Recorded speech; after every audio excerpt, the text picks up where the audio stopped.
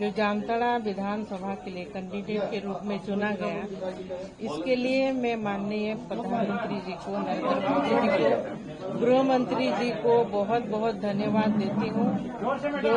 बहुत धन्यवाद देती हूँ जो मुझे उस सीट जो पूर्व की सरकार में जो मंत्री रहे इरफान अंसारी जी, और उनके अगेंस्ट में हमको खड़ा किए हैं, और मैं जरूर तैयार हुई हूँ। और जिस तरह से मेरे स्वर्गीय पति दुर्गा सोरेन जी का शुरुआत में सोच रहा कि झारखंड को एक ऐसा राज्य बनाने का जो सपना था जो आज तक साकार नहीं हो पाया है, तो उस सपना को हमको साकार करना है। और आज एक सही जगह हमको सही प्लेटफॉर्म मिल गई है, और भारतीय जनता पार्टी में ज्वाइन करने के बाद जो भी हमको केंद्रीय नेतृत्व हमको संभालने के लिए जिम्मेवारी देंगे, उसको हम संभालेंगे, निभाएंगे आने वाले दिनों में। और झारखंड को बदलाव की जरूरत है। आज का डेट में जो झारखंड जिस परिस्थिति से गुजर रही है, 24 साल पूरा होने के बाद भी झारखंड का दिशा बदला नहीं है, परिस्थिति वही है। तो झारखंड अलग राज्य का मकसद पूरा नहीं हो पाया है, और आपके जो सरकार चली, पूरा झारखंड के पब्लिक जाग चुके हैं और करारा जवाब देने वाले, क्योंकि युवाओं के साथ एक बहुत बड़ा धोखा हुआ है। युवाओं के साथ पूरा 5 साल भर सरकार ने धोखा किए। जो वादे लेकर के आए थे और सरकार बनी थी कि 5 लाख युवाओं को नौकरी दिया जाएगा, और नौकरी नहीं तो बेरोजगारी भत्ता, नौकरी आप दिए नहीं, बेरोजगारी भत्ता भी आप दिए नहीं। तो ये युवाओं के साथ एक बहुत बड़ा धोखा हुआ है। सरकार ने छला युवाओं को, और युवा वर्ग पूरा आज की डेट में सड़क पर है। कोई भी नौकरी से संबंधित जो एग्जाम लिए जाते हैं उसमें भी धोखा हो रहा है, क्वेश्चन पेपर लीक हो रहा है। तो युवाओं को आपने कहाँ लाकर खड़ा कर दिया, हम सरकार को पूछ रहे हैं।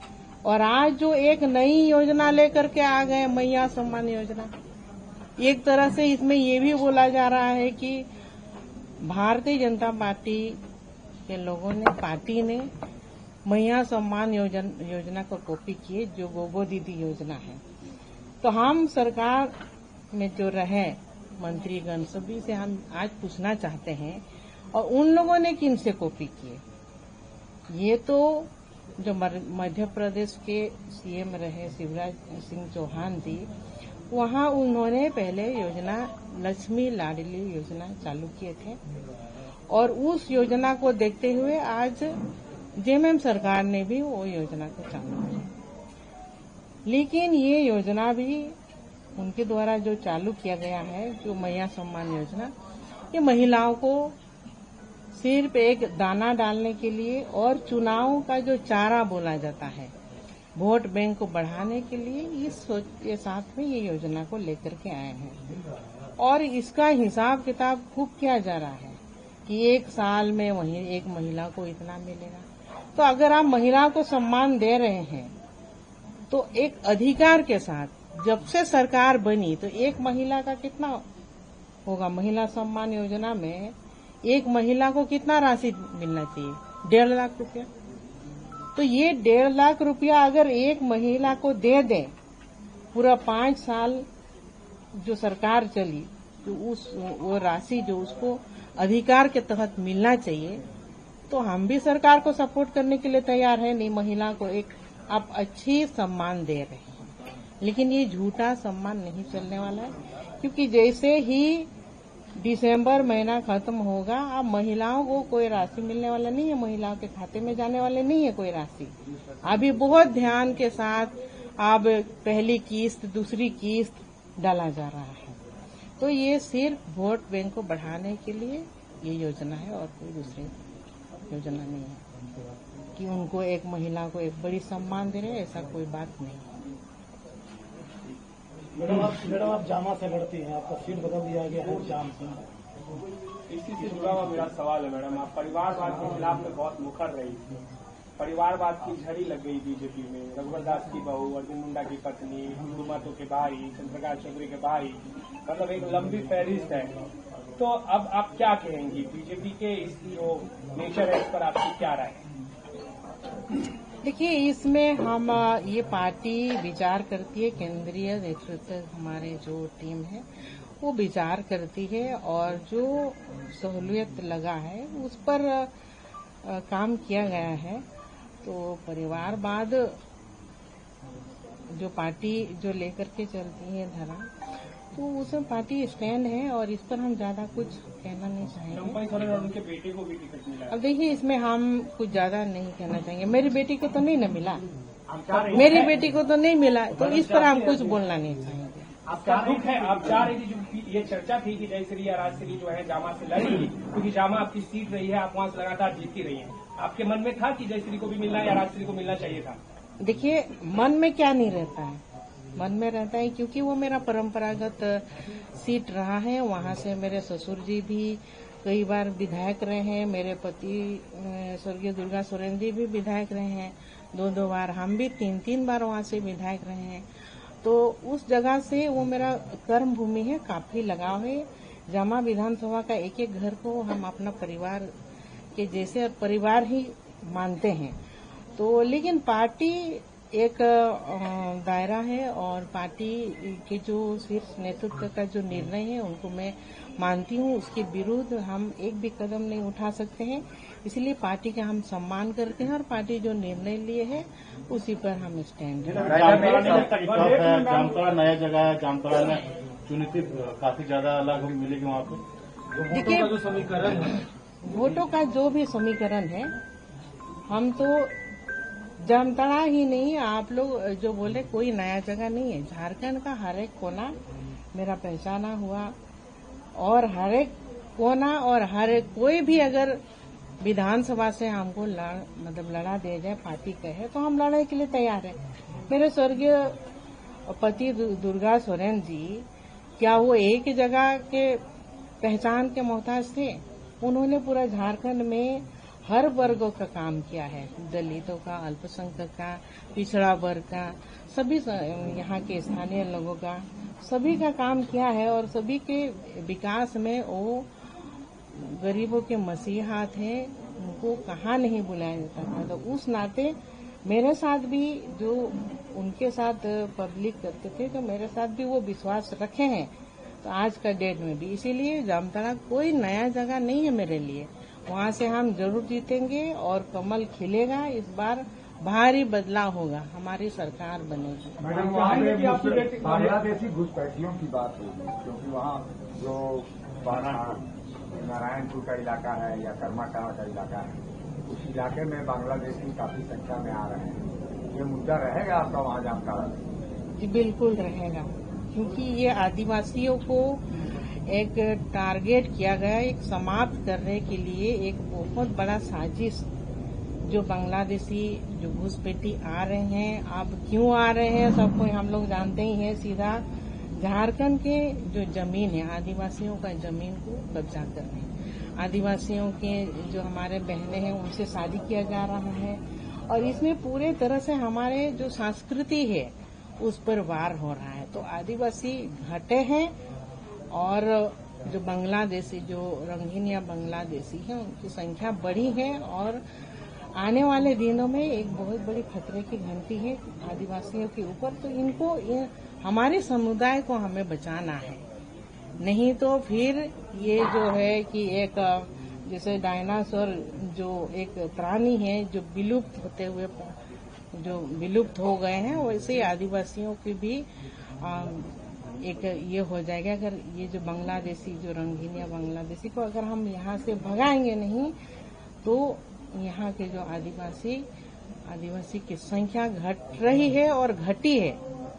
तो इसीलिए इनको रक्षा करने के लिए आने वाले दिनों में हमारी सरकार बनेगी, तो हम इस पर जबरदस्त तरीके से हम लोग काम करेंगे और ये समुदाय जो हमारे समुदाय है उनको बचाने का काम। मैडम, ये चर्चा है लुइस मरांडी के बारे में, ये चर्चा हो रही है अभी कि लुइस मरांडी अब से थोड़ी देर बाद जो है झारखंड मुक्ति मोर्चा का दामन थाम सकती है, वो जामा से ही उम्मीदवार होंगी। एक तो ये, दूसरा ये है कि इरफान अंसारी ने कहा कि आपका पॉलिटिकल मर्डर हुआ है, क्योंकि आप अगर जामताड़ा से लड़ेंगे तो आपका हारना तय है, क्योंकि जो समीकरण है, जो इक्वेशन है, दुमका लोकसभा क्षेत्र भी आप हारी, क्योंकि जामताड़ा में लीड जो है इंडिया अलायंस के कैंडिडेट को मिला।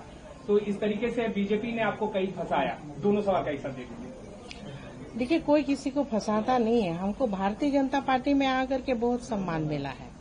हार जीत किसकी नहीं होती है, एक हारता है एक तो एक जीतता है, तो कोई हारता है इसका मतलब है ये तो नहीं है कि वो बार बार हारते रहेंगे।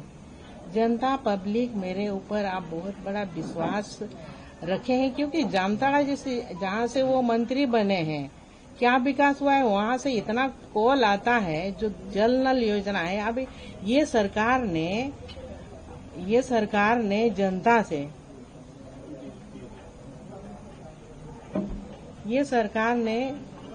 से जो पानी को भी छीन के रख दिया। पानी की जो योजनाएं है, कई बार हमको वहाँ से कॉल आता है कि कई जगह पर पानी नहीं है, तो आप पानी ही नहीं पिला सकते हैं, तो ऐसे सरकार का क्या काम है? तो क्या विकास हुआ है? विकास नाम का कोई चीज नहीं है। अब भारी बदलाव होना चाहिए, पूरा जामताड़ा ही नहीं सभी विधानसभा में बदलाव होनी चाहिए। तो इसके लिए भारतीय जनता पार्टी के ऊपर हमारे झारखंड के लोगों ने एक बहुत उम्मीद की नजरों से देख रहे हैं। इस सरकार से तो पूरा तरह से मन हट चुका है।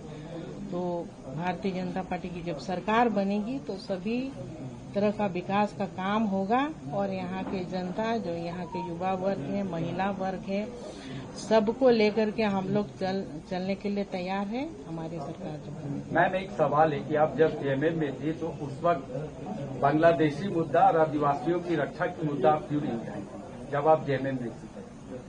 देखिए, उस समय इतना पता नहीं चला था। उस समय ये जो चीज था एक नजर नहीं आ रहा था। चल तो रहा था, लेकिन हमारे सामने वैसे कोई नजर नहीं आ रहा था। आप लोग जानते ही होंगे कि ये तो हाल फिलहाल में इसको देखा गया है, आदिवासियों के साथ जो हो रहा है, जो वहाँ पर जो पाकुड़ में जो घटना हुई, जो हमारे आदिवासी जो केकेएम कॉलेज के जो हमारे बच्चे हैं, तो ये घटना और जो गाय बथान में घटना हुई, तो ये घटना दर्शाता है कि जो कॉलेज के लड़के लोग हैं वो इस तरह की घटना से वो लोग भी त्रस्त हैं। और ऐसे ही एक सड़कों पर उतरने वाले थे, एक बड़ा योजना उन लोगों ने तैयार किए थे कि इस तरह का जो बांग्लादेशी घूट पेटी जो आ रहे हैं उनको विरोध करने के लिए। इन वक्त पर सरकार के टीम ने, जो भी पुलिस वर्ग ने उनके ऊपर हमला किए। तो हम पूछना चाहते हैं कि सरकार जो हमारे आदिवासी बच्चे के साथ में इतना मारपीट हुआ, इतनी बड़ी घटना हुई, एक भी मंत्रीगण हमारे आदिवासी बच्चे के पक्ष में बोले नहीं। कोई क्यों नहीं बोले? क्या वो लोग आदिवासी नहीं है? क्यों नहीं बोले? आज जो इरफान इतना बोल रहा है, तो सरकार के तो कोई लोग बोले नहीं उनके पक्ष में। तो क्या आप आदिवासियों के साथ क्या कर रहे हैं? तब आदिवासी मुख्यमंत्री है, तो यानी कि आप आदिवासियों के दुश्मन हैं। झारखंड में आदिवासी जो है अपने हक और अधिकार की बात कर रही है, सरना धर्म कोड की बात कर रही है, बहुत बड़ा मुद्दा है, और वही मुद्दा लोकसभा में भी देखने को मिला, समझने को भी मिला। तो क्या भाजपा इसको गारंटी देगी या कुछ आश्वासन देगी कि आपकी जो है कि धर्म कोड मिलेगा अलग से? बहुत बड़ा मुद्दा है। बिल्कुल। ये जो सरना धर्म कोड को तो पास कर दिया गया, लेकिन उसके बाद भी सरकार ने उसके पीछे कुछ भी नहीं किया। अब पास करके भेज दिए दिल्ली, उसका क्या हुआ? आप दिल्ली तक आंदोलन करने क्यों नहीं गए भाई? क्योंकि केंद्रीय नेतृत्व को कैसे आप सुनाएंगे? आप बस यहाँ से भेज दिए, इसके बाद कोई मतलब नहीं है। आने वाले दिन में भारतीय जनता पार्टी ही सरना धर्म कोड को भी लेकर के आएंगे, ये आप लोग को आज हम अस्वस्थ कर देंगे। आप लंबे समय तक आप लंबे समय तक जेएमएम में रही और 5 साल से यहाँ पर महिला आयोग नहीं है। महिलाओं का इंसाफ क्यों नहीं हो पा रहा है, आपको पता है अंदर की बात क्या है? देखिए, ये सरकार को जवाब देनी चाहिए, ये मेरा मुद्दा नहीं है। सरकार को जवाब देना चाहिए ना, मौजूदा सरकार है उनसे आप लोग पूछते, क्योंकि कितनी घटनाएं हुई है, महिलाओं के ऊपर अत्याचार हुआ है। तो आज महिला सम्मान योजना निकाले हैं, महिलाओं को सुरक्षित करने के लिए कुछ जिम्मेवार कौन है? सरकार को हम पूछते हैं, आप लोग भी पूछिए। सिर्फ वोट बैंक बढ़ाने से काम नहीं होगा। महिलाओं को अपनी राज्य में किस तरह से सुरक्षित रखा जाए, उसके लिए क्या प्लानिंग है सरकार की? सीता जी जयश्री चुनाव लड़ रही हैं। देखिए, वो पार्टी के ऊपर है, पार्टी तय करते हैं जो उस पर हम हैं, और पार्टी के विरुद्ध हम कहीं से भी है नहीं, और इस पर हम कुछ बोलना नहीं चाहेंगे, वो निर्णय पार्टी का है। सारे लोग आए, रघुवर दास की बहू आई, लड़ रही चुनाव, और भी परिवार के लोग। आपको अफसोस नहीं है कि आपके परिवार से जब सब कुछ परिवारवाद चल रहा है तो आपको एक्सेप्शन क्यों रखा? देखिए, हमको कोई अफसोस नहीं है। हम ये पार्टी से जुड़े हुए हैं, पार्टी से अलग नहीं है। पार्टी हमको सम्मान देती है और आगे भी देगी, और जो नए लोग आए हैं उनको हम पार्टी में स्वागत करते हैं।